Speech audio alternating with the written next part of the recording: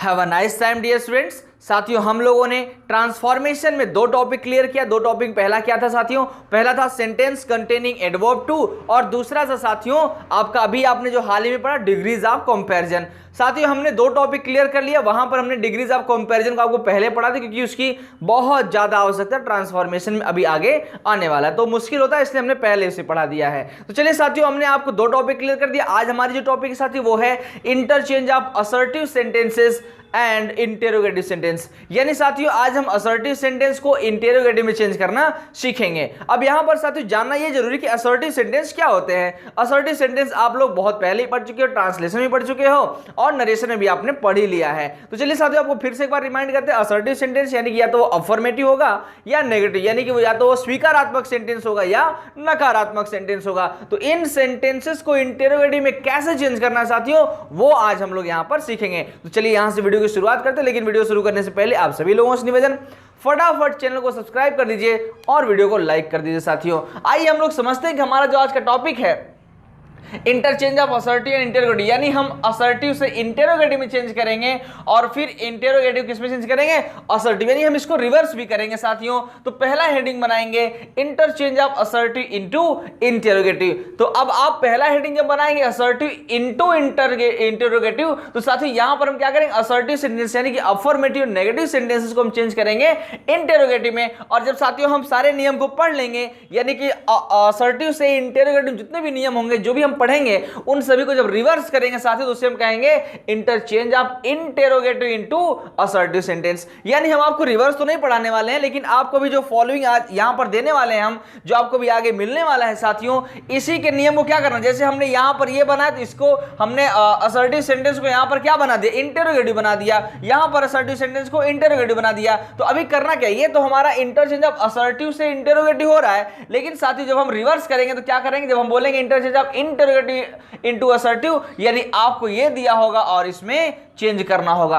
यानी साथियों कहने का मतलब यह है कि जो आप अभी बदल रहे हैं, जिसमें परिवर्तन कर रहे हैं, उसी परिवर्तन को उसके मूल रूप में ला देना है। क्या हो जाएगा? इसका रिवर्स हो जाएगा। तो आपको बस इसी बात का ध्यान देना है साथियों। यहां पर जो भी आपको रूल्स बताए जाएंगे, अभी तक आपको चूंकि जो सेंटेंस कंटेनिंग एडवर्ब टू बताया गया उसमें भी, और जो आपको अभी डिग्रीज ऑफ कंपैरिजन बताया गया उसमें भी सेम, दोनों में ही आपको क्या करना? रिवर्स करना ही पड़ेगा साथियों। निश्चित रूप से आपको रिवर्स करना ही पड़ेगा, क्योंकि हो सकता है एग्जाम में आपको ऐसे सामने सामने से न दे, आपको रिवर्स वाला सेंटेंस दे दे। मतलब आप जो भी ट्रांसफॉर्म किए हैं उस ट्रांसफॉर्मेशन में जो आपने जो सेंटेंस में परिवर्तन किया है, तो साथी जो परिवर्तन किया हो सकता है परिवर्तित सेंटेंस ही आपको दे दिया जाए जिसको आपको उसके मूल रूप में लाना होगा साथियों। तो इतने शिद्दत से, इतने मेहनत से पढ़िए कि आपको मूल रूप से चेंज करने में जो आपने नियम पढ़े वो आपको याद हो जाए, ताकि जब आप चेंज वाला उसको मूल रूप में लाएं तो आपको यह मालूम रहे कि किन किन चीजों को बदल करके हम ट्रांसफॉर्मेशन करते हैं। तो आइए हम लोग समझते हैं साथियों। यहां पर पहला रूल आपको दिया गया है इस हेडिंग के अंतर्गत। पहला रूल क्या है? अफर्मेटिव को नेगेटिव तथा नेगेटिव को अफर्मेटिव बनाते। क्या कहने का मतलब साथियों कि अगर असर्टिव सेंटेंस दिया गया है तो असर्टिव में क्या होगा? दो कंडीशन होगा, या तो वो अफर्मेटिव होगा या तो नेगेटिव होगा। तो अब यहां पर असर्टिव में दिया गया अगर अफर्मेटिव सेंटेंस है तो अफर्मेटिव को नेगेटिव बना देंगे तथा नेगेटिव को अफर्मेटिव बनाते हैं। परंतु मुख्य बात क्या है? परंतु वाक्य की सहायक क्रिया को वाक्य के शुरू में लिखकर वाक्य को इंटेरोगेटिव बनाते हैं। अब इंटेरोगेटिव कैसा? यस या नो टाइप बनाना। यस या नो टाइप यानी कि साथियों सहायक क्रिया को जब आप सेंटेंस के बाहर रख देंगे, सबसे पहले लिख देंगे, तो साथियों वो आपका इंटेरोगेटिव फर्स्ट टाइप यानी कि यस या नो टाइप ही बनेगा। तो ध्यान देना है कि अगर आपको अफर्मेटिव सेंटेंस मिल रहा है तो उसको आपको क्या बनाना है? नेगेटिव बनाना है। और नेगेटिव सेंटेंस मिलेगा तो कैसा बनाना है? अफर्मेटिव बनाना है। लेकिन आपको दोनों ही सेंटेंस जो आप ट्रांसफॉर्म कर रहे हो उसकी हेल्पिंग वर्ब को वाक्य के शुरू में लिखना होगा। आइए समझते हैं क्या है। आई एम क्रिस्टर, पहला एग्जांपल दिया है आई एम क्रिस्टर, मैं क्रिस्टर हूं। अब इसको जब इंटेरोगेटिव बनाएंगे साथियों तो क्या करना है कि इसके हेल्पिंग वर्ब को बाहर रखना है और सेंटेंस को नेगेटिव बना देना, यानी इस सेंटेंस आपको कहीं ना कहीं नॉट दिखाना पड़ेगा। तो यहां पर हमने क्या कर दिया? नॉट लगा दिया। अब आपको साथियों यहां पर नॉट क्यों लगाना या किस नियम से लग रहा है, यह बात आप लोगों ने पूरी तरह से पहले से ही पढ़ रखा है। कहां पर आपने कहां पर पढ़ा हुआ है? आपने पढ़ा हुआ था ट्रांसलेशन में। जब हमने आपको शुरू में ट्रांसलेशन पढ़ाया था तो वहां पर आपने इस चीज को पढ़ा था कि सब्जेक्ट के बाद अगर कोई भी इंटेरोगेटिव सेंटेंस होगा तो हमेशा नॉट कहां पर लगता है, हमेशा नॉट सब्जेक्ट के बाद लगता है साथियों। तो आइए हम लोग देखते हैं, यहां पर दिया आई एम क्रिश्चियन, मैं क्रिश्चियन हूं, और जब यहां पर हेल्पिंग वर्ब को बाहर कर दिया, नॉट कहां पर लगाएंगे, सब्जेक्ट के बाद लगाएंगे, क्योंकि आपका ये रूल ही है कि सब्जेक्ट के बाद ही आपको क्या करना है, नॉट लगाना होता। और इसी तरीके से आपको क्या करना है, इंटेरोगेटिव फर्स्ट टाइप यानी कि आपको इसे यस या नो टाइप क्वेश्चन में बदल देना, इंटेरोगेटिव बना देना है।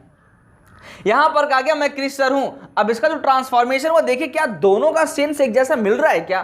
कहा जा रहा है एम आई नॉट क्रिश्चियन, क्या मैं क्रिश्चियन नहीं हूं, यानी मैं हूं, है ना। यहां पर साथियों जब कभी भी इंटेरोगेटिव फर्स्ट टाइप क्वेश्चन मिले तो उसके फीलिंग के साथ, उसके सेंस के साथ जब तक नहीं बोला जाएगा तब तक वो बात समझ नहीं आएगी। देखिए कहा जा रहा है आई एम क्रिश्चियन, मैं क्रिश्चियन हूं, तो एम आई नॉट क्रिश्चियन, क्या मैं क्रिश्चियन नहीं हूं, यानी हाँ मैं क्रिश्चियन हूं। दोनों के सेंस में कोई फर्क है नहीं है साथियों, सेंटेंस बदल गया, एक तो है असर्टिव और एक तो है इंटेरोगेटिव, लेकिन दोनों का भाव देखिए सेम ही है। अर्थ बदल सकता है लेकिन भाव कभी नहीं बदलना चाहिए, इस बात का विशेष ध्यान रखेंगे।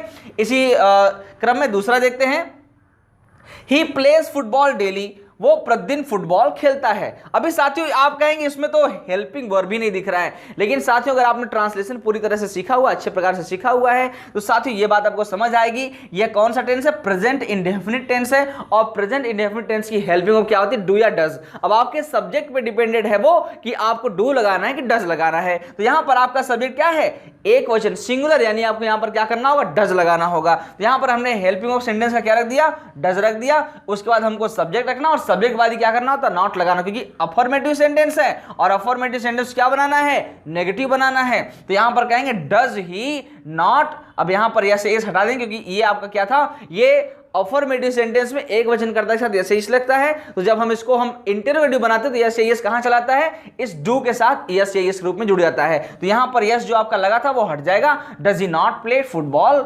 डेली, यहां पर कहा जा रहा है वो प्रतिदिन फुटबॉल खेलता है। Does he not play football daily, क्या वो प्रतिदिन फुटबॉल नहीं खेलता है, यानी हाँ खेलता है ना। वह फुटबॉल डेली खेलता है, वो प्रतिदिन फुटबॉल खेलता है, क्या वो प्रतिदिन फुटबॉल नहीं खेलता, हाँ खेलता है। यही हो गया आपका sense.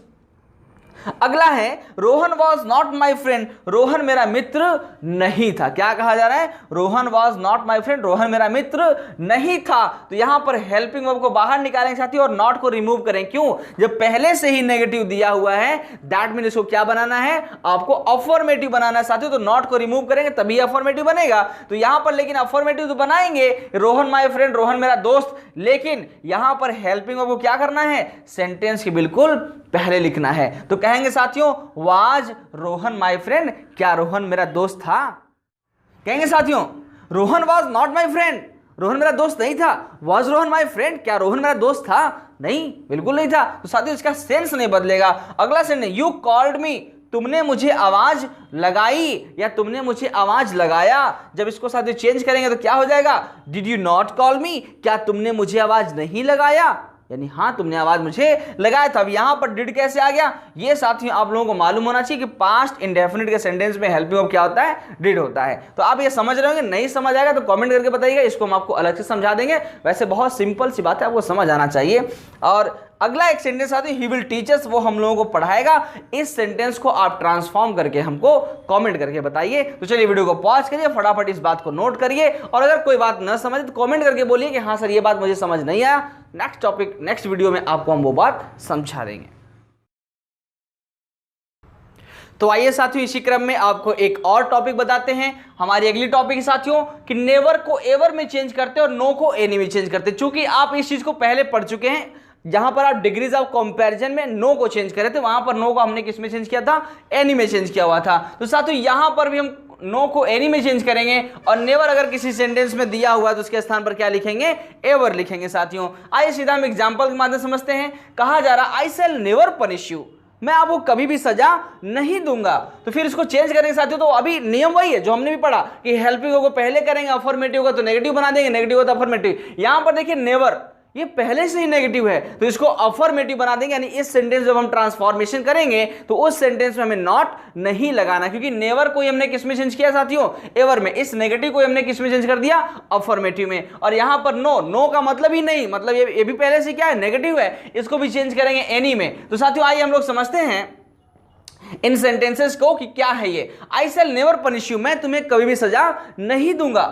Shell I ever punish you, क्या मैं तुम्हें कभी सजा दूंगा, नहीं, मैं आपको कभी सजा नहीं दूंगा, है ना। आई शैल नेवर पनिश यू, मैं तुम्हें कभी सजा नहीं दूंगा। शैल आई एवर पनिश यू, क्या मैं तुम्हें कभी सजा दूंगा, है ना। शैल एवर, क्या मैं कभी पनिश यू, तुम्हें सजा दूंगा।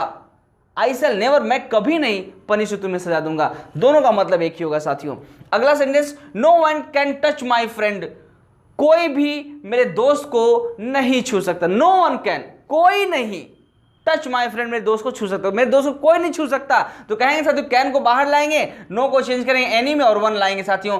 Can any one touch my friend, क्या कोई मेरे दोस्त को छू सकता है, नहीं, बिल्कुल नहीं। तो no one can touch my friend. यहां पर एक सेंटेंस आपको और देते हैं, आप उसे करके हमें बताएंगे साथियों, कमेंट करके बताइएगा।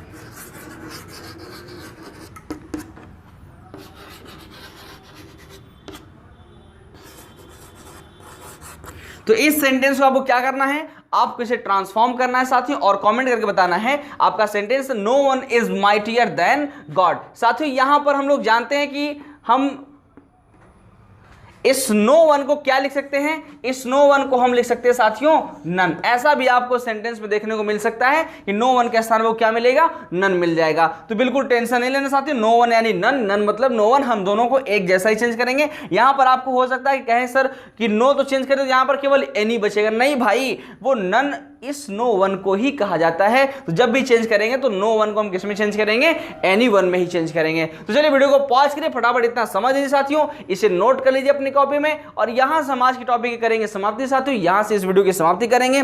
लेकिन वीडियो समाप्त करने से पहले एक बार फिर से आप लोगों से निवेदन, फटाफट चैनल को सब्सक्राइब कर लीजिए और वीडियो को लाइक कर दीजिए साथियों। और जो बात समझना है उसके लिए आप कमेंट करिए कि सर मुझे ये बात नहीं समझ आई, मैं आपको इसे क्लियरली अगले वीडियो में समझा दूंगा। तो चलिए इसे नोट कर लीजिए, यहां से मेरा कार्य होता समाप्त, आपका कार्य होता शुरू। करना क्या है, इस वीडियो को शेयर करना उन लोगों तक जो ग्रामर सीखना चाहते, जो ग्रामेटिकली करेक्ट बोलना चाहते, जो इंग्लिश स्पीकिंग सीखना चाहते साथियों, उन सभी तक वीडियो को शेयर कीजिए। ज्ञान बांटते रहिए, क्योंकि ज्ञान बांटने से ही बढ़ता है। जय हिंद, जय भारत।